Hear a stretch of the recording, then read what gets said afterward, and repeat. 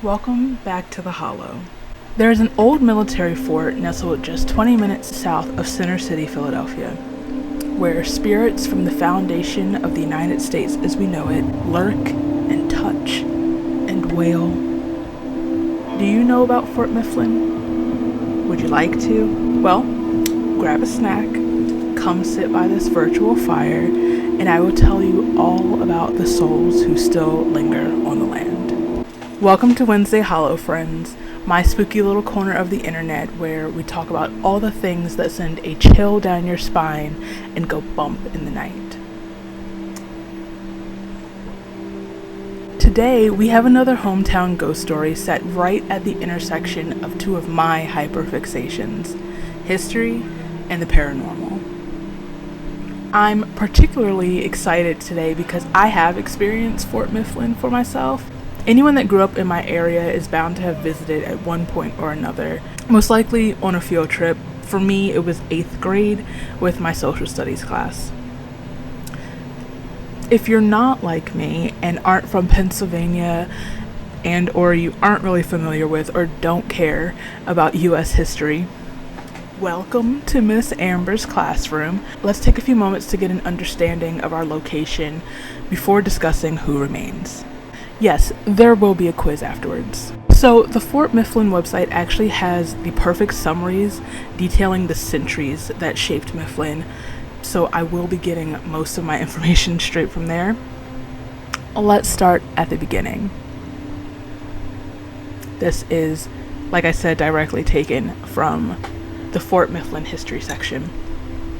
As the British marched triumphantly into Philadelphia during the last days of September in 1777, a strategic dilemma faced General William Howe, commander of the army. Surrounded by rebel forces from the north, east, and west, his troops were in desperate need of supplies: gunpowder, clothing, food, and munitions. Without these items, the capture of Philadelphia might become meaningless, and the British would be unable to pursue and destroy Washington's army before winter. South of Philadelphia, in the Delaware Bay, sat a fleet of British ships carrying the army's much-needed supplies. General Howe gave orders to sail the fleet up the river to provide new provisions to his occupying troops. The Americans had secured a British-built fortification sitting on Mud Island, just below the city and across the river from New Jersey's Fort Mercer in 1775. By the fall of 1777, approximately 200 men were garrisoned at this fort, known as Fort Mifflin, charged with the duty of holding the British off to the last extremity, so that Washington and his exhausted army could successfully move into winter quarters. It was here, on the frozen, marshy ground within the walls of a stone and wood fort, the American Revolution produced a shining moment. Cold, ill, and starving, the young garrison of now 400 men at Fort Mifflin refused to give up. The valiant efforts of the men at Fort Mifflin held the mighty British Navy at bay, providing Washington and his troops time to arrive safely at Valley Forge, where they shaped a strong and confident army. This battle escalated into the greatest bombardment of the American Revolution, and one that many say changed the course of American history. For nearly 6 weeks in the fall of 1777, American troops in Fort Mifflin and Fort Mercer frustrated British naval attempts to resupply their occupying forces in Philadelphia. Early in the morning on November 10, 1777, 2 days ago, the British took definitive action to reach Philadelphia via the Delaware. Daybreak brought a rain of cannon fire upon Fort Mifflin, beginning the largest bombardment of the Revolutionary War. Under the direction of French Major Francois de Fleury, an engineer and tireless worker, the Americans worked each night to repair the damage of the day. On November 15th, finally clear after days of rain and high tides, the British sailed the Vigilant and the Fury with 19 cannon up the back channel to the west of Fort Mifflin. In the main channel of the Delaware, 3 ships armed with 158 cannon anchored directly offshore of the fort, while to the east, 3 additional ships armed with 51 cannon completed the naval assault. Against this show of force, Fort Mifflin could respond with only 10 cannon. It was reported that during 1 hour, 1,000 cannonballs were fired at the fort. As the battle progressed, British Marines climbed to the crow's nest of the Vigilant and threw hand grenades at the soldiers in the fort. Exhausted, cold, and out of ammunition, Major Simeon Thayer evacuated Fort Mifflin's garrison to Fort Mercer with muffled oars after nightfall on November 15th. 40 men remained at the fort and set fire to what was left before making their way across the Delaware to join their comrades. They crossed to New Jersey around midnight, leaving Fort Mifflin ablaze, but the flag still flying. And then our story picks up in the 1800s, when the nation was torn in two and the right to own humans was up for debate. The Civil War. The Civil War, when the fort took on a new role and, instead of a defense fort, became a military prison where Confederate and Union soldiers alike were held in dank, damp, poorly ventilated cells. FortMifflin.us tells us, repairs on the aging Mud Island fort completed in 1863, returning Fort Mifflin to active service once again. However, rather than serve as a coastal defense fort, Fort Mifflin took on a new role: military prison. A breakdown in prisoner exchanges between the Union and Confederacy in 1863 forced both sides to find places to hold thousands of prisoners. To handle the large influx, many different buildings, including tobacco plants, civilian prisons, and coastal forts, such as Fort Mifflin, Fort McHenry in Baltimore, which I've also been to twice and might feature in another episode, and Governor's Island in New York, were converted to hold military prisoners. During the course of the war, over 150 prisoners in the U.S. and CSA, which I assume is the Confederacy, held over 400,000 people. Fort Mifflin held 3 kinds of prisoners: Confederate prisoners of war, Union soldiers, and civilians. The prisoners were held in the fort's 3 largest casemates, or bomb-proof shelters. In July 1863, Fort Mifflin began receiving Confederate prisoners of war captured during the Battle of Gettysburg, which was July 1st through 3rd, 1863.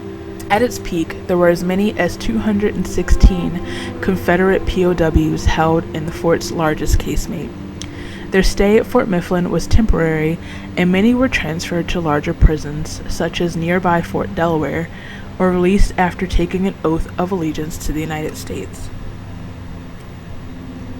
During the Civil War, Union soldiers could face a variety of punishments for violations of military conduct, including desertion, insubordination, and dereliction of duty.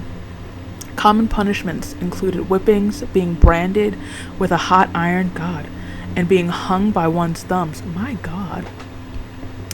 Soldiers sentenced to prison time were often forced to perform hard labor with an iron ball and chain attached to their ankle.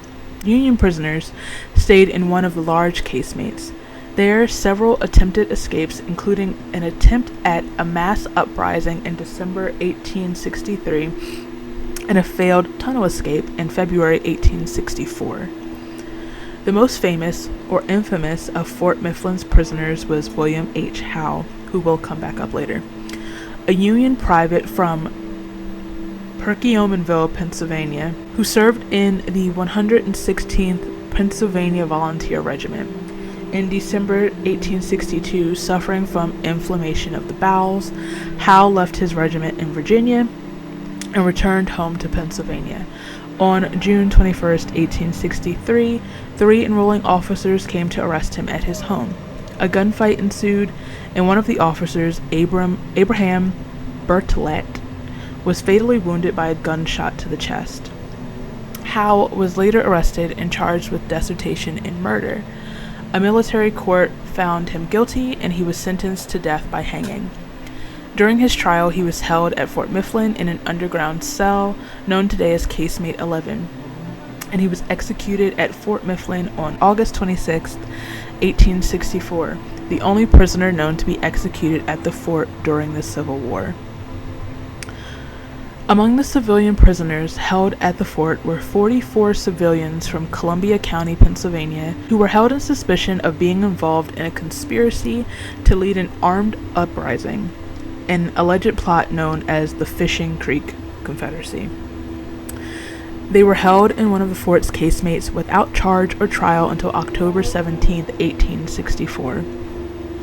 After the trial, all but 7 were released. The rest remained held at the fort until receiving presidential pardons in 1864 and 1865. Some stayed until several months after the war ended. Conditions at Fort Mifflin were poor, as was the case with many military prisons used during the Civil War. The casemates were poorly ventilated and damp, the barracks lacked sufficient windows, many of the windows' sashes were rotten, or working fireplaces. Foul smells emanated from the moat, which was clogged with rotting vegetable matter.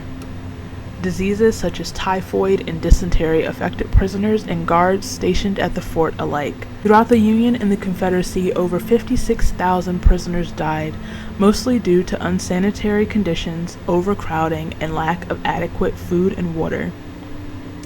After the war, there was some local interest in modernizing Fort Mifflin to offer additional protection to Philadelphia.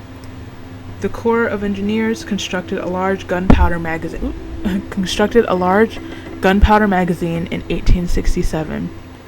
Work also began on a concrete and earth battery known today as the High Battery to the west of the fort, as well as a casemate for detonating torpedoes in the Delaware.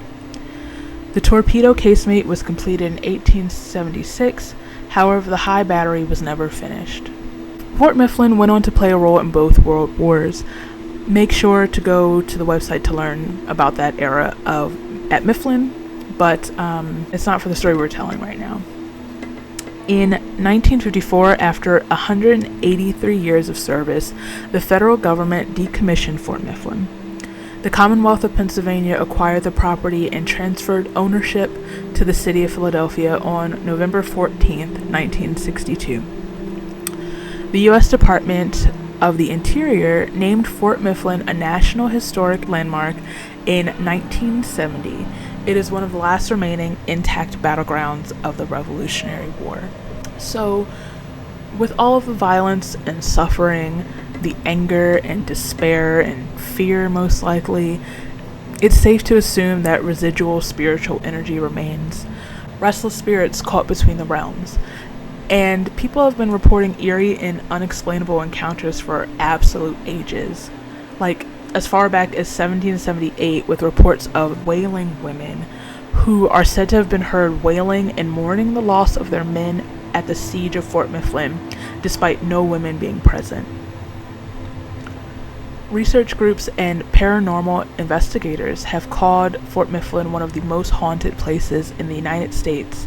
There have been many reports of smelling wood smoke and baking bread on the breeze and in one of the casemates, which, as I mentioned, is like a fortified chamber where guns were fired during the battle, like through the little windows. Anyway, of course, there are the typical reports of disembodied voices, of spotting apparitions wandering the ground. Many people have reported being touched or pushed or even restrained by unseen forces. No, I'm from Philly. I will swing on a ghost. Absolutely. Please don't try me. There have even been claims of spotting ghost ships docked at the fort. Crazy. Walking alone down the road leading to the fort's gate, you may spot the lone figure known as the sad-looking man, who will disappear upon arrival to the gate. Visitors have also spotted a man walking the grounds carrying an old-timey oil-burning lamp, despite the fact that all of the lights inside as well as out of the fort are electric. He is known as the Lamplighter, but has supposedly been identified as a Joseph Atkins, who will continue to fill his duties for eternity. So the two spirits who I vaguely remember hearing about when I visited are the blacksmith and the tour guide.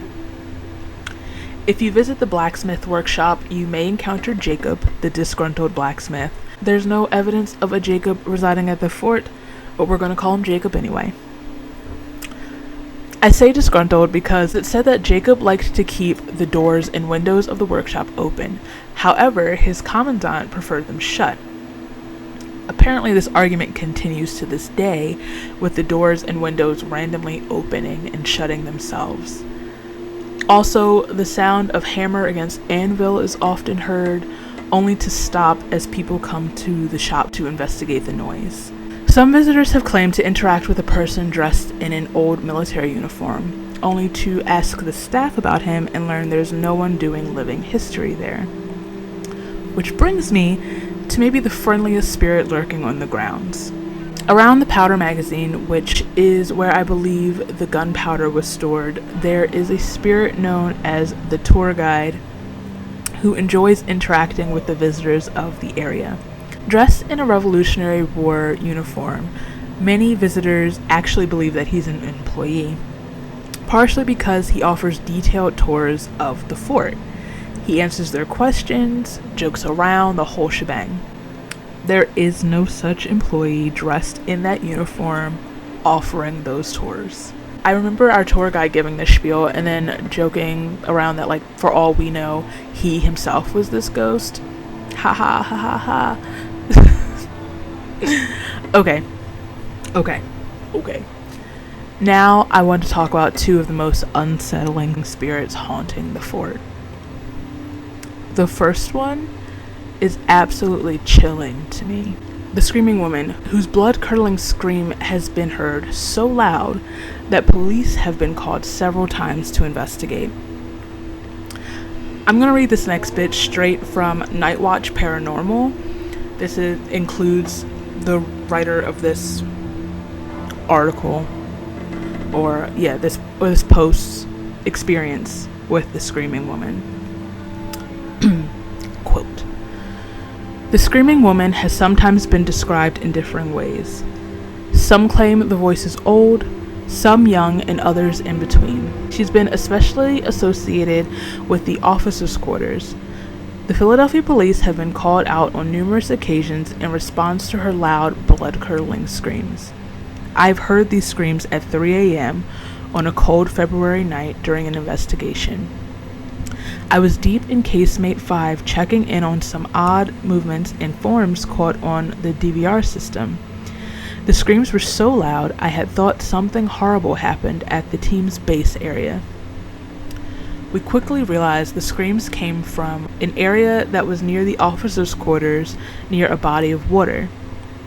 We were unable to find anyone in these areas. The screaming woman has often been identified as Elizabeth Pratt.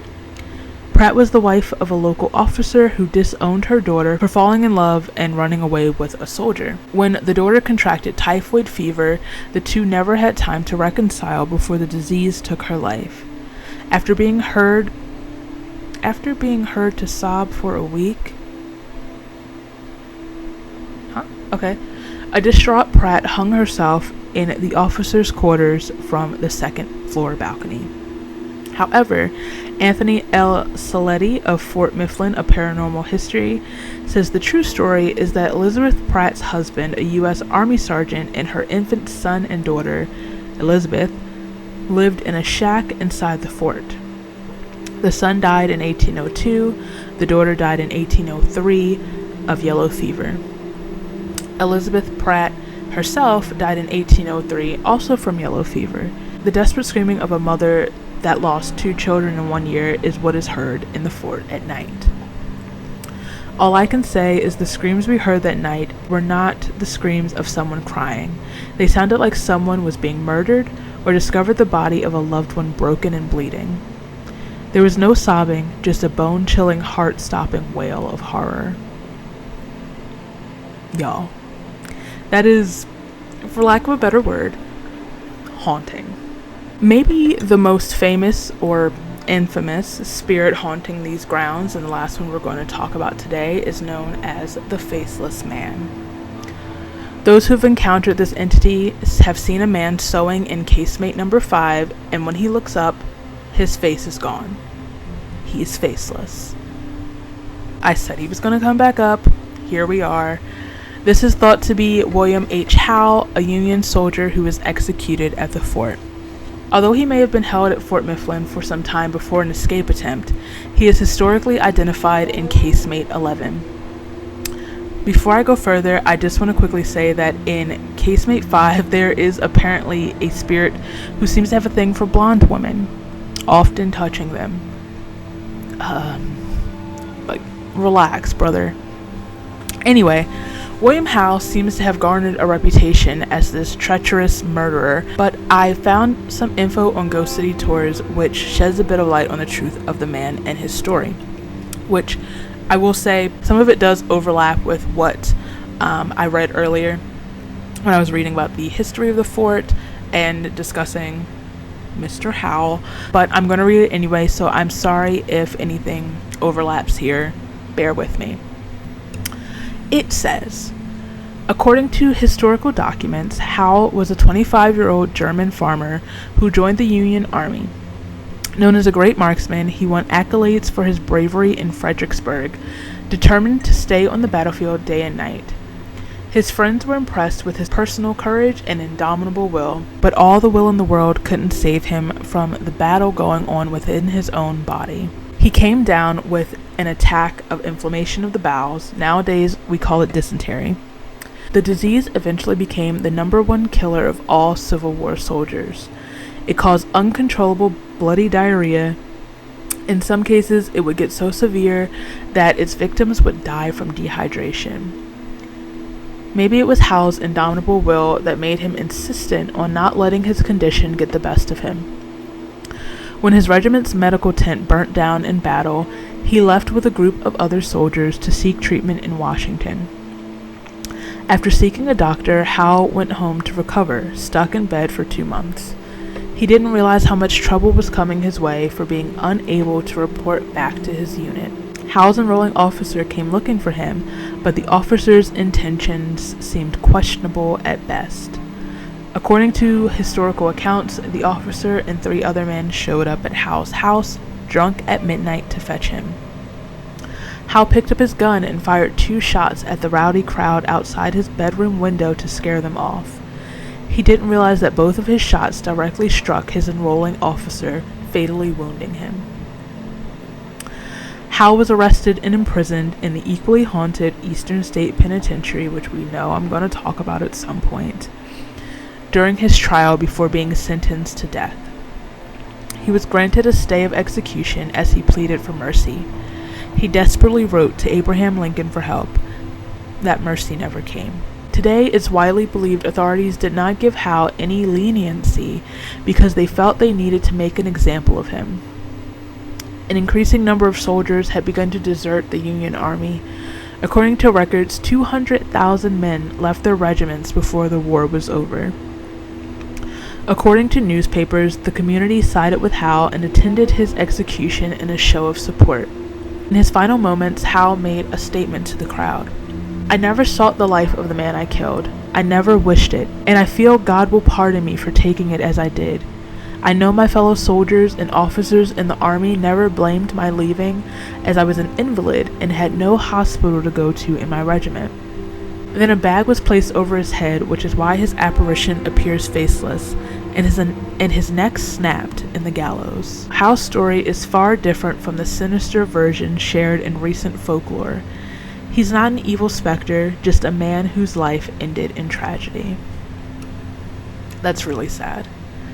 Especially given the fact that in another recounting of events by Greg O'Brien, who is a paranormal host at Fort Mifflin, it said that because of the lack of witnesses, the officers tried to paint Howe as the aggressor, even going as far as to claim that he was accepting payments from neighbors to kill abolitionists.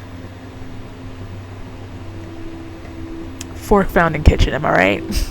We will never know for sure whether or not William Howe is the Faceless Man, but whoever he is isn't known to be hostile or malevolent in any way. Simply unhappy at the unfair hand he was dealt. I know my spirit would be wreaking havoc if it were me. Ooh, There's no doubt in my mind that Fort Mifflin is very haunted. Even in 8th grade, the energy, the atmosphere was just heavy. I remember being in one of the casemates toward the back of our group and being so uncomfortable because I could feel that I was being watched. I also remember hearing footsteps behind us when no other groups were touring in that area. It was a lot.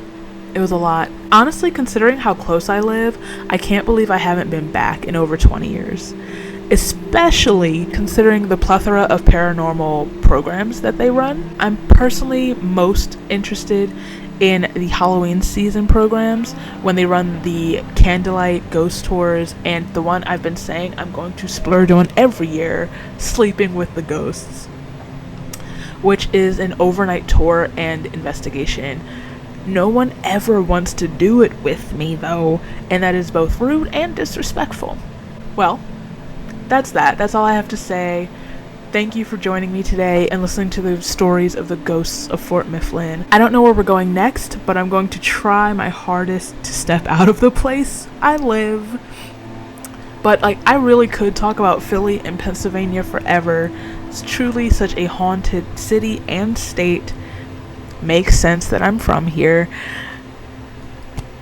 I hope you come back to the Hollow real soon. Bye.